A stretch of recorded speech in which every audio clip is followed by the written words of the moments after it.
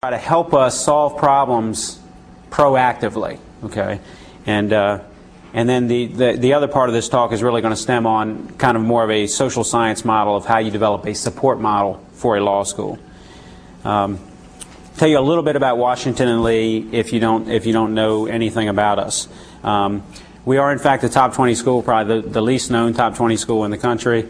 It's a relatively wealthy school because it's a small private liberal arts college, and we have a relatively wealthy undergraduate institution that funds us very well. And they have a very strong commitment or investment in the infrastructure of the technology, and always have basically given us what we've wanted. It's a very nice relationship in which to work. So for instance, in this past year and a half alone, we're going through a 3-year phase process where we're rewiring the entire building. We've undergone massive renovations, much like Suffolk has, in terms of integrating technology in the curriculum, changing the structure of the rooms. Used to be long lecture hall type rooms and straight rows coming down. We went to the horseshoe seating with network jacks to each seat, with wireless technology in the classrooms, with wireless technology in the libraries. That's going into place this summer. So we've really made a lot of strides in the last couple of years, largely because they're just very willing to fund projects that kind of advance the mission and advance technology in the curriculum. So it's a very nice place to be. And in addition, the other thing we're doing is, like other schools, offering a laptop option for the faculty if they want to trade their desktop in on a laptop with a docking station, etc. So those are just some of the infrastructural questions that we really don't have a problem with at Washington and Lee. It's really quite a generous situation in which to work. The problem we do have, however, is we can get the hardware, we can get the equipment, and we can get the wires. We just can't seem to, before this past year, kind of free up the staff to support that equipment. So we went from having 0 multimedia classrooms to having 7 multimedia state-of-the-art classrooms, and unless this new dean would have come on board, and unless I would have renegotiated my situation there, we would have had still me in the law school to support those 7 multimedia classrooms, and we still would have had me to support the entire wireless infrastructure and the entire wired infrastructure. So really, much of this talk was based on my frustration and my dealing with that lack of staff prior to the new dean's arrival. And the new dean's arrival just happened to be a serendipitous event because he was very interested in technology. I was frustrated at that time and had gone out and gotten another job offer, and they just came together where, while he was negotiating his position, was able to say, okay, I need 2 more IT people, and I want to merge media with IT and a couple of other things. So it really just turned out quite well. But it's kind of negated this talk, so thank you very much. Have a good day. But the question of support is always an issue because even though we're a relatively wealthy school, they throw hardware at us. I mean, they really do. If you say I need a new server, they ante up with a new Dell, a new Dell server. If you say you need this, they'll give it to you, but they really are very cautious, like many schools are, in terms of increasing the staffing levels because of the expense related to that. Okay, support. So before 2000, it was 1 satellite support position reporting to University Computing, and that was me. We have total reliance on University Computing for services, and for all intents and purposes, we still do.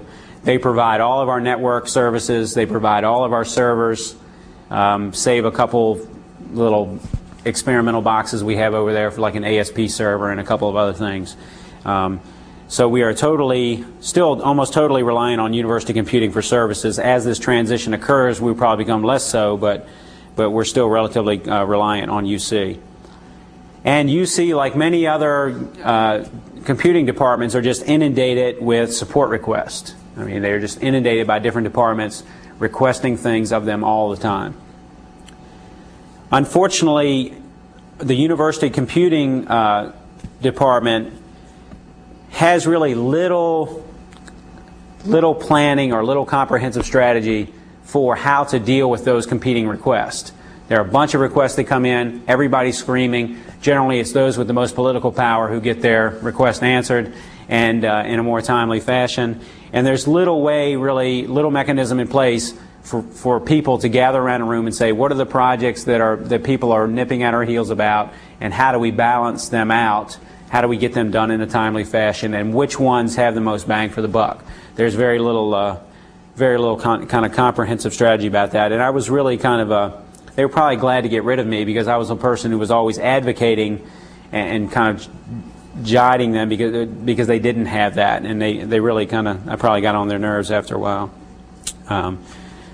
And in fact, the management in university computing really views research and planning as an absolute luxury, and to an extent they could be right about that, because they all feel so busy and so inundated with requests that they would always say, yeah, John, that would be nice to do, but we're too busy doing this stuff now, and the research and the planning is really a luxury that we can't afford. And they've in fact come out and said that. You know, most people will imply that, but they'll actually come out and just told me, you know, shut up, that's a luxury, get over it.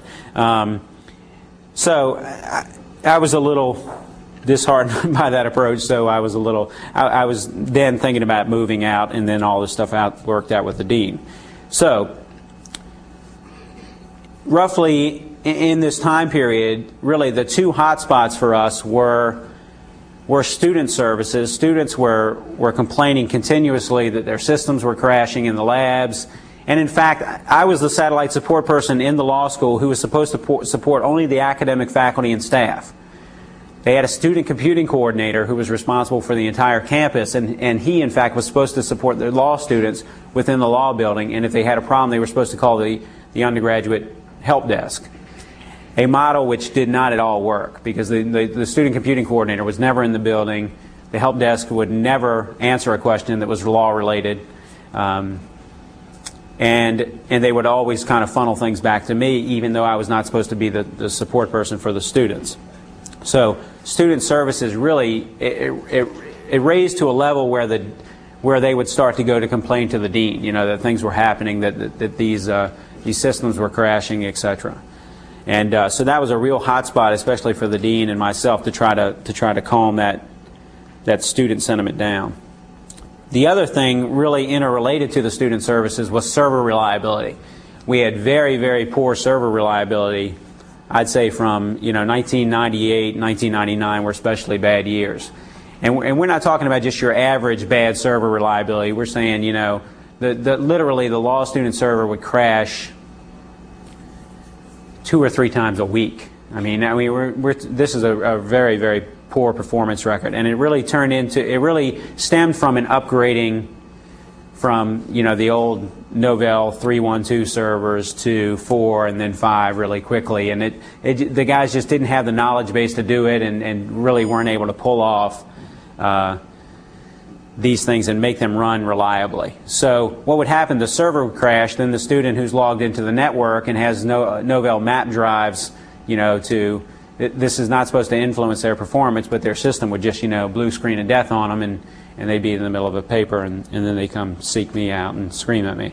And it was really not just that we had poor server reliability, not just that we had poor student service, but it was really an adversarial relationship, I would say very mildly, with the network and systems group, because you'd call and you'd say, I think we're having a problem, and they'd say, prove it, and I'd say, well, what tools and rights and privileges do I have to try to go out and gather this information to try to prove this to you? And it was really a bad situation where they would not take any responsibility for what was going on, and they wanted you really to troubleshoot and track down all the network and systems problems without any of the management tools or tools and utilities in which to do it. So this stemmed the response that we try to set out to develop some internal systems that would allow us to monitor and improve these processes.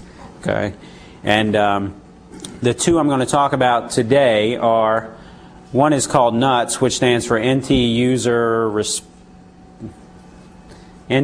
Tracking System. Okay, NT User Tracking System, and then the other is a set of MRTG plots, which I will show you that show our network traffic and our server traffic and our server capacity, etc. And I'm not claiming any uniqueness. We didn't invent these processes. These are processes that are out there. These are pieces that you can run on the client and run on the server of an NT server and get very useful statistics back from each of these two different processes. Okay, so these are not unique or original to us. We did not invent them. We stole them from someone else, and we are quite proud of it. Okay, first of all, the NUTS model. The traditional model of law school computing, or at least the way we had implemented it in the past, was that a faculty, staff, or student would have a problem. They would then, very rationally, report that problem to IT, and then we would go out and fix the problem. This works pretty well with faculty and staff, we found, because it's their machine, they're locked into that machine, and they're not going anywhere else. They've got a problem. They have to report that problem to you eventually. However, it does not work very well with students because we have so many public machines relative to the number of students who are using them. They experience a problem with this machine, and what do? They just move off to the next machine. And in addition to that, they know this machine is now broken, or that it won't do group-wise, or whatever the particular problem is with that particular machine, and they keep that stored in the back of their mind, and when they go to that machine 2 weeks later and it's still broken, then it's not only is that machine still broken, but it's this built-up resentment that we haven't fixed it yet, you know, and it was and we tried all types of things. We tried to pay students to, you know, pay particular students to report problems in the lab. We'd make them part-time employees, and we'd say, we're going to pay you, you know, $10 an hour just to go around and report problems to us, you know. But we couldn't get anybody interested enough because it wasn't enough money to really interest. I mean, they're incurring $100,000 worth of debt. What's $10 an hour to these guys? So we found that particular model did not work very well with students. They had so many public machines, and so they built up this resentment. And we did attempt to try to socialize them, but we figured we needed something else in place. A more proactive solution was needed. So we developed this, or we stole this concept of NUTS, or NT User Tracking System.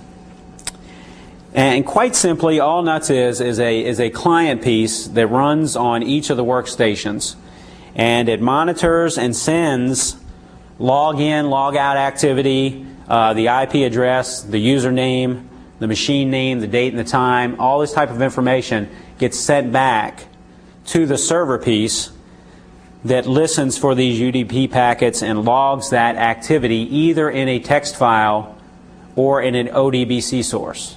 Okay, so it's a very, very simple process here. All you have to do is run this ntlog.exe executable on the workstation, and then you run this other piece called syslogd.exe on the server, which listens for this information coming back from each of the clients.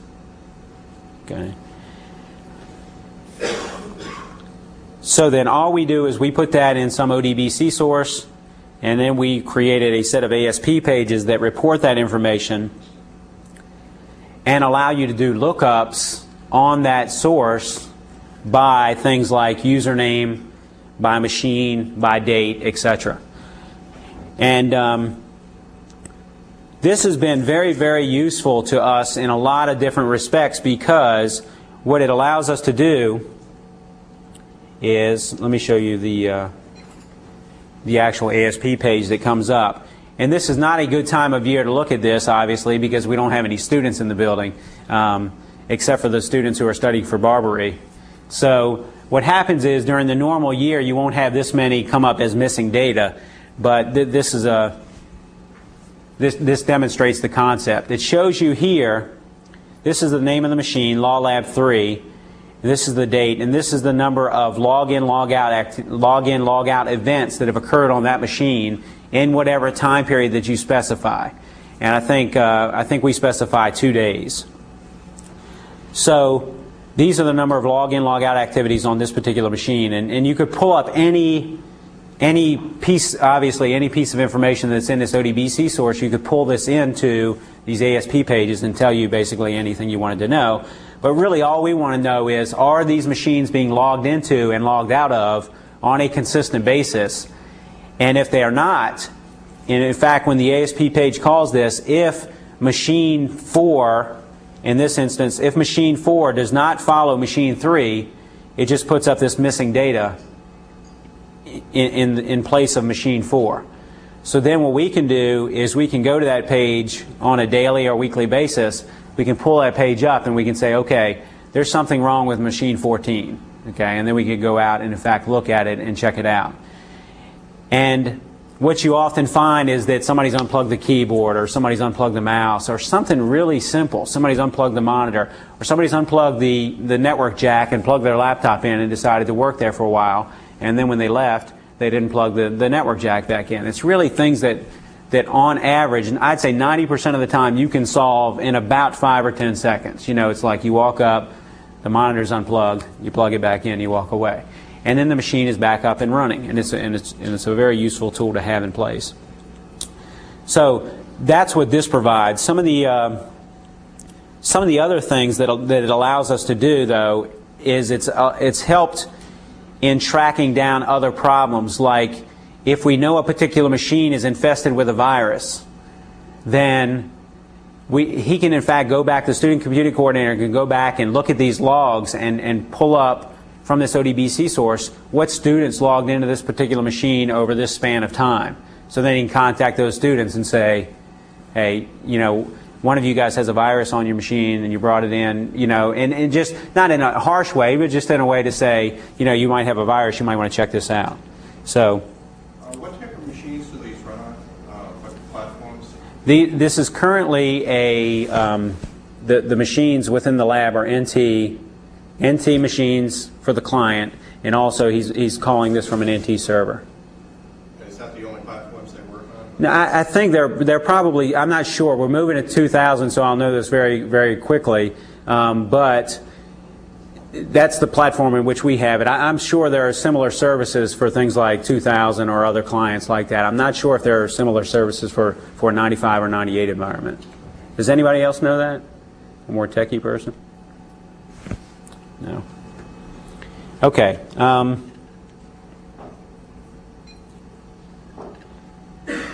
Okay. The other thing that we thought about doing because part of the deal with how students log in and log out of particular machines is where those machines are in relation to the lab. You know, the ones that are right by the door just get hammered, and the ones that are outside of the classrooms for email checking, they just get hammered during the in-between class time for them to check email. So part of it is that you look at these machines and you see a machine consistently that's only being logged into 6 or 7 times in the course of a week or something. So the other thing that we might want to do with this is to in fact establish baselines for like how often a particular machine is being logged into, and then just report the missing data if in fact it is outside of a particular parameter.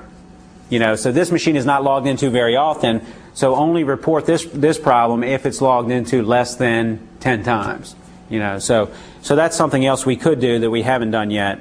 The other thing that might come into play here, and I'm not sure that we'd ever really go about doing this because we replace our lab machines every other year, is that you might say, oh, these machines are being hammered, and then you might circulate the machines around so that the usage equals out depending on how long you have your lab machines in place. Again, it's useful to track other activity, particularly like if there's a virus, etc. Or sometimes students will in fact go and make a claim to a professor and say, and this is not so much in the law school but on the undergraduate side, where they'll say, you know, I was working on my paper all night last night, and then the machine crashed and I lost my paper.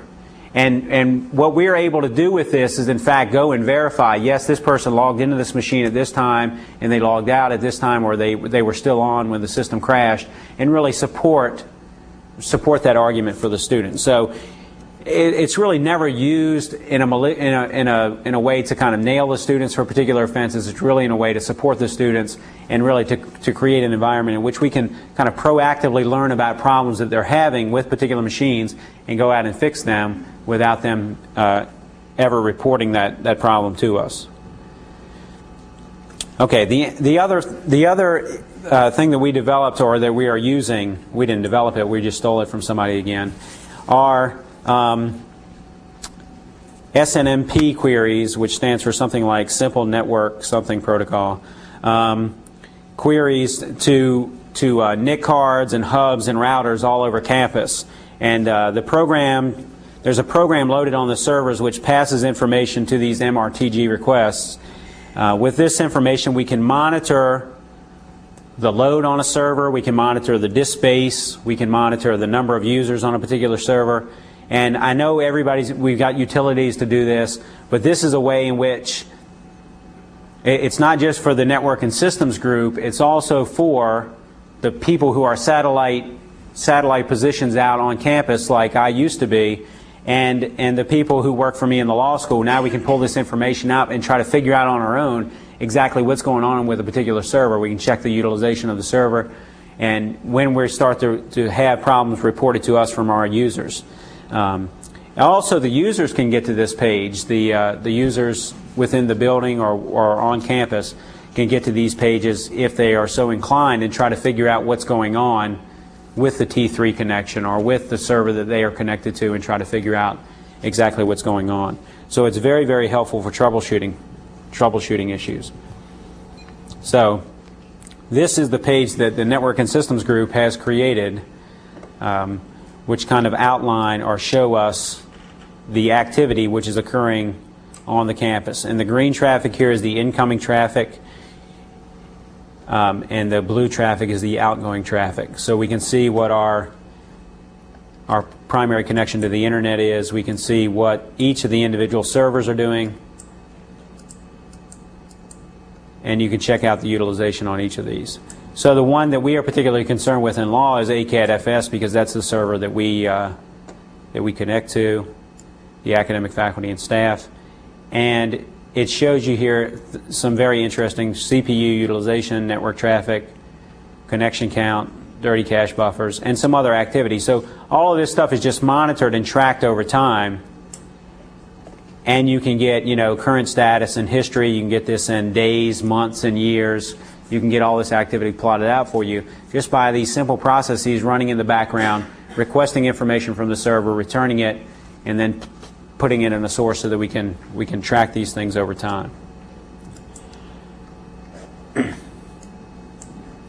The other thing, we have internet. We act as a kind of a mini internet service provider at Washington and Lee through this process called Connect 97. So if you are a Connect 97 user, you can assess the ports in use, etc. And you can try to track, well, I got a busy signal last night, or I couldn't get on at all, what was going on, and you can go in and actually track that down. So there are some interesting plots and statistics. Each of these represents a server on our campus. These are also servers. And then we've also got GroupWise as an email package, and you can check the utilization of each of the POs with GroupWise and the web agent. So it's just really a way to gather better information, because really that's what we're really talking about when we talk about. That's what I'm talking about when I talk about proactive support. How do you provide proactive support? Well, you just figure out a way to try to get better information, because the problem is not that we can't fix the problem once we know about it. The problem is we weren't being informed that there was a problem to start with. So those are very helpful tools for us, especially as satellite support people, not being involved in the everyday management of these servers and not being involved in the everyday decisions of these servers. Somebody calls me and says, I cannot authenticate to Custis what's going on.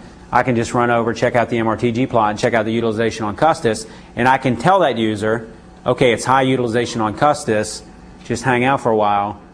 Or if it's not high utilization on Custis, then I know I can escalate that to the Network and Systems Group, and it just makes for a much easier transition in reporting the information to them, because now they know that you've tried the first level. Yeah. Just a real quick question. That GroupWise utilization tool, is that a third-party tool? Do you know the name of it, or is that? No, that's the same exact process. It's just making these things are just sending, this MRTG information is just being shipped to this tool, and it's plotting this tool out over time. What's the name of that tool? It's not really a tool. It's a process that is a. You mean what are they using to plot that out? I just wonder if there's some third-party program that. No, I don't think so. I think it's all just protocols on the network, and these guys are just figuring out a way to capture the information and then plot it out on its web page. So, but I'll give you guys the email addresses of the two geeks in charge of these two things, and you guys can hammer them, because I just basically say, hey, this would be nice to have, and they go, oh, okay, as good geeks do. Okay, so the MRTG plots, and then now these handle two particular problems that we were having, two specific problems that we were having with gathering more information. One problem was from the students, and the other problem was with the network and systems group. We couldn't really get good, reliable information about what was happening with the servers. So these were two reactions to two particular problems that we had within our own campus. The more general problem, however, is that these are still these two solutions are really still what I call reactive, proactive solutions, right? We're still reacting to a problem, and we're just trying to figure out a way to gather proactive data so that we can solve these problems more efficiently. So we had a problem, and we tried to develop a system to have better information about that problem. So we're really still reacting to a particular issue. The more general problem is that, like all other schools in the country, we are being hit by continuous demands on our time, right? Continuous increasing or escalating demands on our time and skills, without any corresponding increase in the level of support that we receive, right? Without any increase in the level of staff. So, unfortunately for them, I'm kind of a disgruntled quantitative social scientist, so I want to set out to develop a support model to try to figure out how can we quantify this process so that in fact we can quantify the amount of support that we are doing, so that when that support goes to this level, we can go to the administration and make a justified claim for additional support. So what I wanted to do is really quantify this into an actual index, multiple regression equation with weighted beta coefficients, and say, when you add, if you want this project done, it's going to mean that we add another server and another staff member, etc. So that translates into, that takes us to 150 units, and a year ago we were at 75 units, so we need an additional staff member. Does that make sense? Well, virtually impossible to do, but that never stopped a good sociologist. So I set out to define this support model. Okay, I wanted to take into considerations the variables that affected our workload. Okay, and I started out with the premise, as any good social scientist would, that I could throw away the concept of validity, right? I did not really care if the concept was valid. I didn't really care if it measured what I was attempting to measure. What I really cared about was that the measure was reliable. Okay? In other words, it measured the same thing over time. Because I knew I couldn't develop a perfect model of support to start with. How much I couldn't measure that, I really didn't understand until I got into the process. But what I was really more concerned with, because every time I said this to somebody, let's do this, they'd say, oh, you can't really measure that. And I'd say, well, I don't really care if I can measure it very well or with validity. What I care about is that I measure it with reliability. Because if I can measure it with reliability, I can still show a trend line in what's happening to the support, to the demand on support. So that if I can show that trend line, then I can provide quantitative evidence to the people making the decisions about staffing. Because in defense of the people who are making the decisions about staffing, they are getting hammered from everybody, right? They are getting hammered from everybody that they need more people. They're getting hammered by career services. They're getting hammered by admissions. Everybody's coming to them saying, we have a claim for additional staff, give it to us. Okay? So all we are is just another voice hammering at them for additional staff members. What they really need is some type of evidence to suggest, oh, this makes sense. We had one satellite support person in the law school 15 years ago when there were about 10 PCs and one DOS-based And they didn't even have servers back then. They were all DOS-based PCs plugged into the desktop. So we had one satellite support person. 10 years later, we had one satellite support person when we had 250 PCs and 100 faculty and staff members. So there was really no rational allocation of additional support staff to support additional projects. So that said, I kind of threw out the concept of validity and was trying to go for reliability. So that being said, I posted this to the Technoids listserv thinking I want to get back the responses of what people think would factor in to a support model. Okay, and in the lowest response in Technoids history, I got one response. Okay, and because I think everybody reads this and they go, "That's a crazy concept. You can't do that." And I kind of agree with them now that you really can't do that. But the relevant variables that we started out with were the number of computers, the number of users, the expertise of the user, the learning style of the user, the complexity of the work that they do, the specialized services that we offer, like we now offer digital video editing and scanning and all those other things that occur within a lot of different schools and law schools.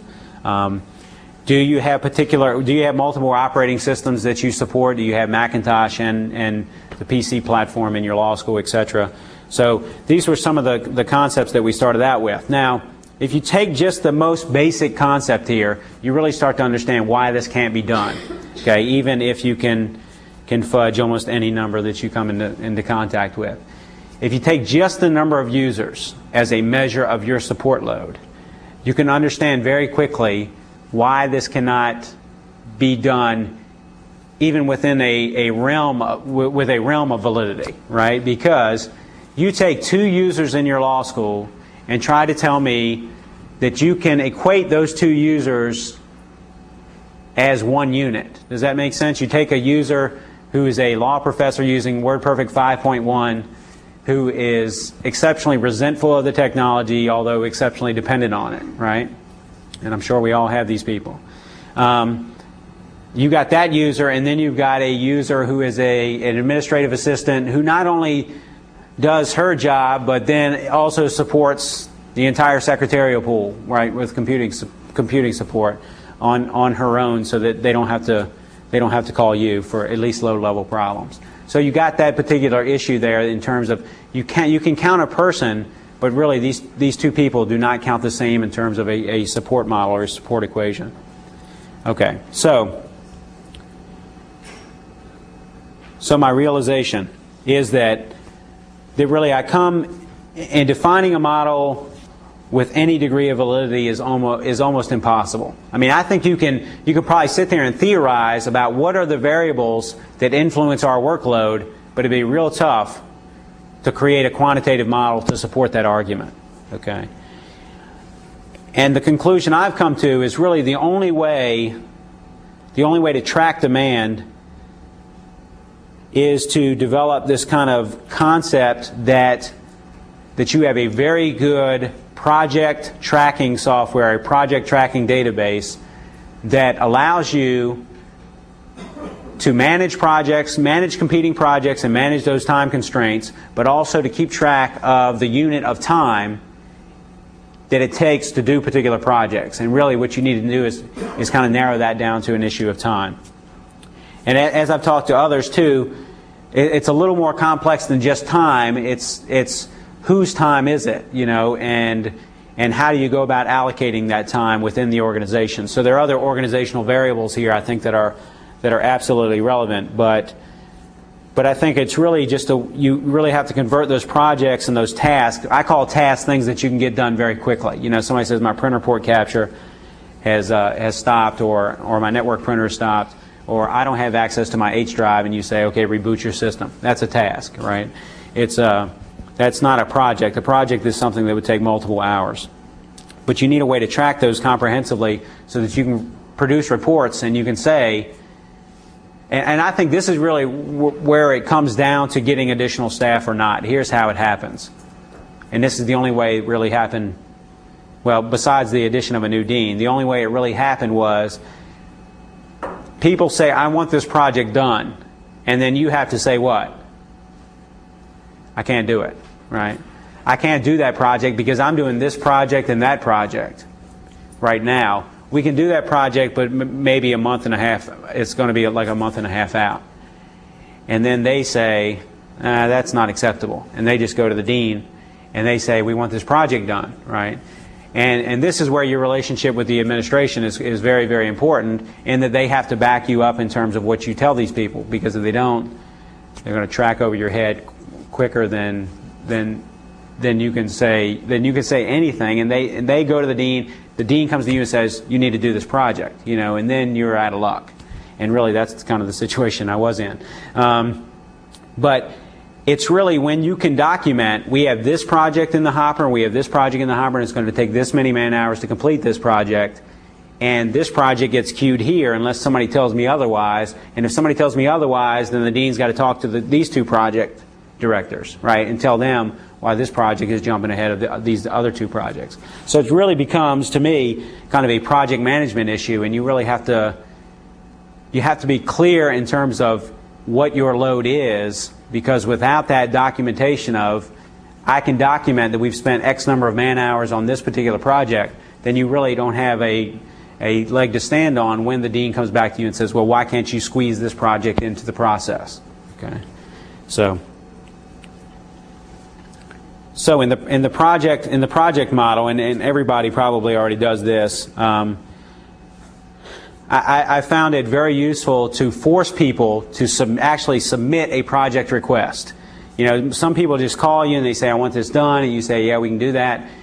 And I don't think that's a very good way to do it. We actually have a form. They have to fill out the form for the project request, and it really makes them think about what they want and what they need within that particular project. It allows you to define the parameters of the project in a much better way. Yeah.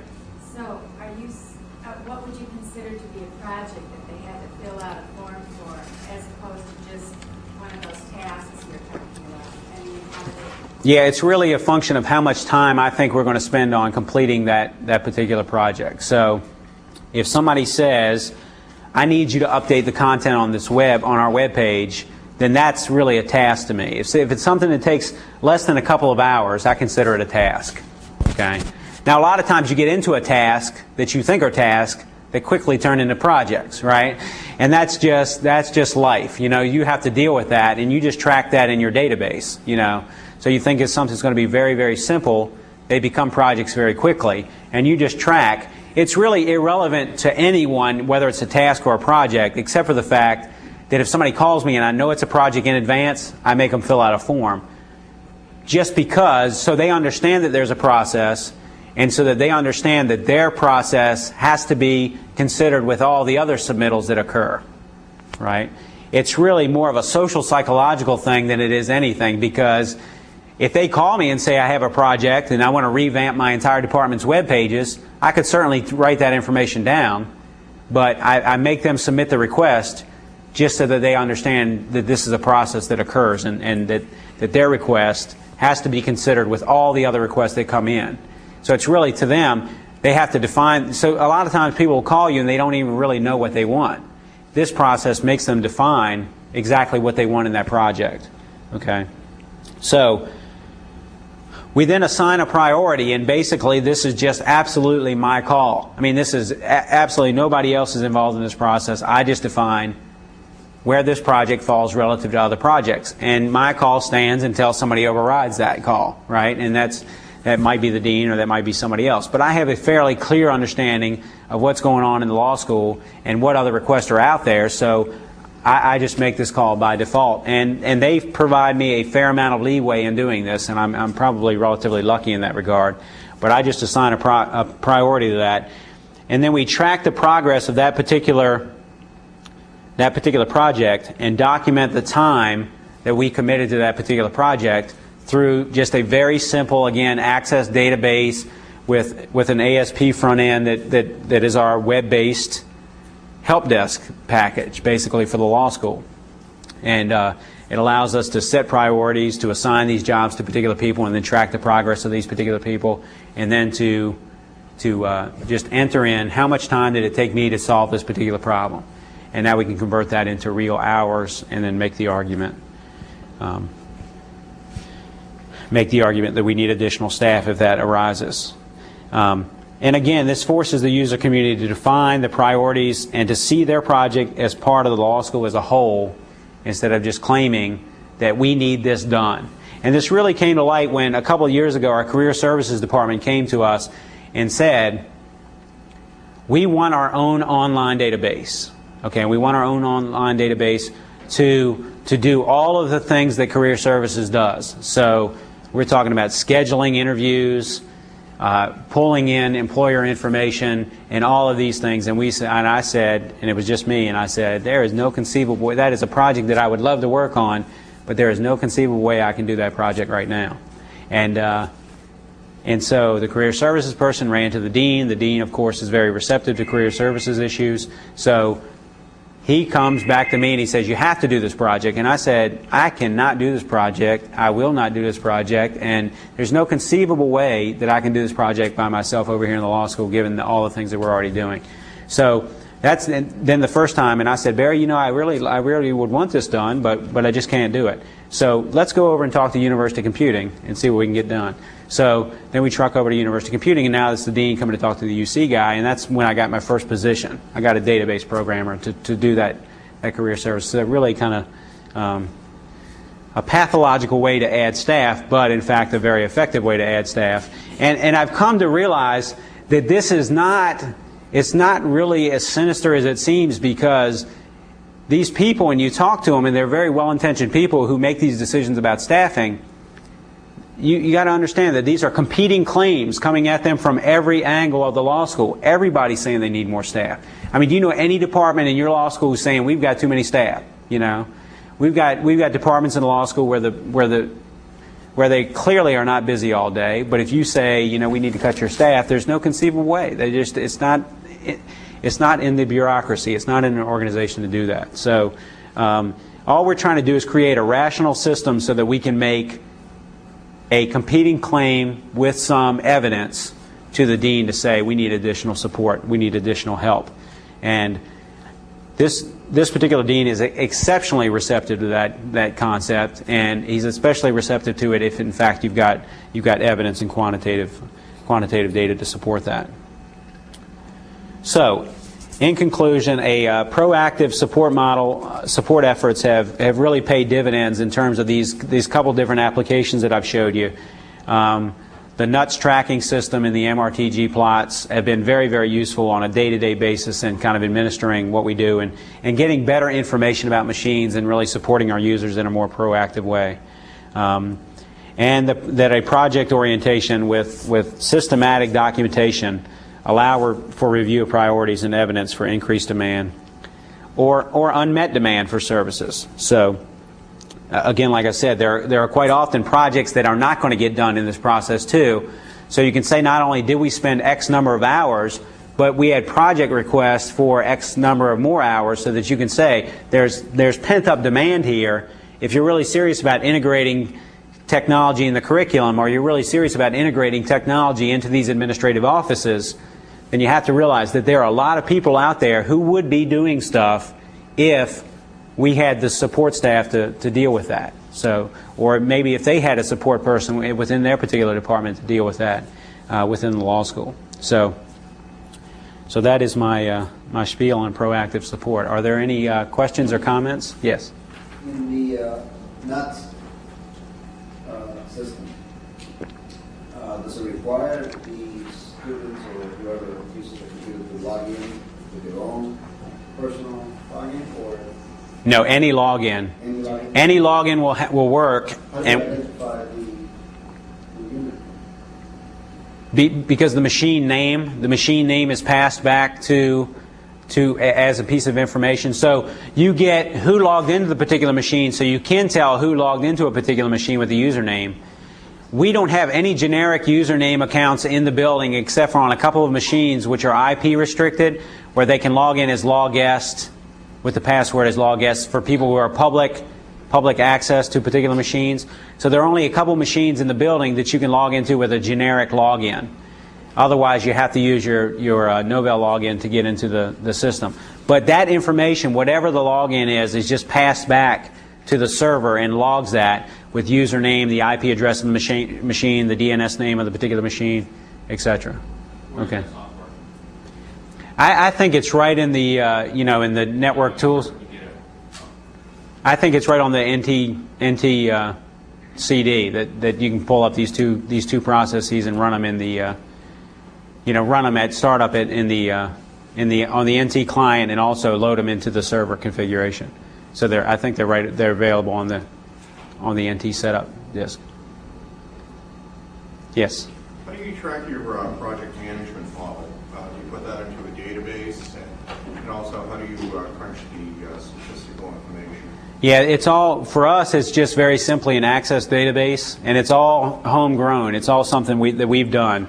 And it basically allows me to go in and assign these particular projects to people. It allows me to establish priorities and then sort these priorities.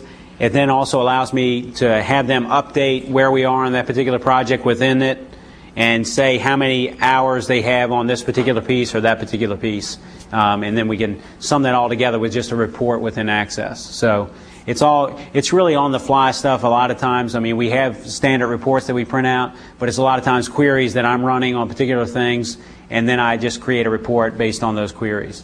So, and there's been a lot of discussion on the Technoids list, especially lately, about a web-based tracking system, and there are a number of decent web-based tracking systems out there. It's just, I guess I'm a fairly particular individual in terms of what I want and what I don't want. University Computing had a very, very good help desk database system that they developed internally, but it was just way too much for what I wanted to do. All I really want the person to see when they log in the morning is a description or heading of the problem, the priority, and the due date if there's a due date on that particular project. So I just want it to be really a to-do list more than anything else. And then if you need to get into that project and kind of layer down, then you've got the history of what's happened with this thing and all that other stuff. But I really find most of them are really just too big and cumbersome and offer way too much information for what we needed. So I just had the database guy develop one for us, and it's a very, very simple, really low-scale thing that is an Access database backend with an ASP front end. So for the project manager model, the request, is that submitted over the network, or is that? We have a request form that is up on the web, and they can go to and say, type in that information. They also can just fill out a paper copy of it if they want to. We've got it in Word form, and they can print it out and hand it to me. So either way, I mean, clearly I prefer that we get electronically because I can then cut and paste that information. It all ends up back at me, and then I just deal with it. Okay. How many student computers do you have? How many total student computers? In excess of 60 or so, and we've got about 365 students. And so we've got public machines. What we define as public machines in the lab and public machines scattered throughout the law library. And then we've also got a bunch of student machines elsewhere in the law school, like in student groups or law review, etc. So a total in that number of over 60 public machines. Any other questions, comments? Let me give you the two email addresses, so they'll absolutely kill me for this. But the first one for the NUT system is D as in dog, V as in Victor, A at WLU.edu. Both of these are at Washington and Lee University, WLU.edu.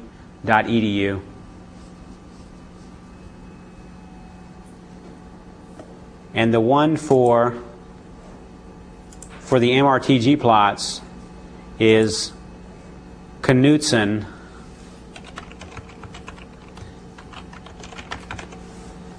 let me pull this up.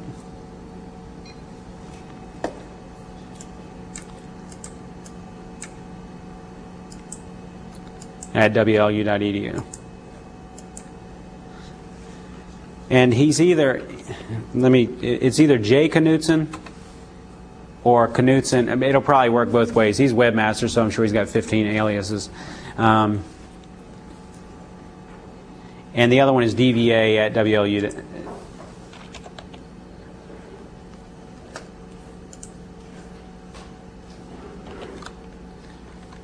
So DVA is an easy one. His name is Dirk Van Assendelf, so he abbreviated his slightly. Okay, so DVA is the NUTS database, and Knudsen is the MRTG plot. So he's the network administrator for the school. And in fact, he's a different network administrator than the one we had massive problems with, so he probably won't kill me for this. Okay? Thank you very much.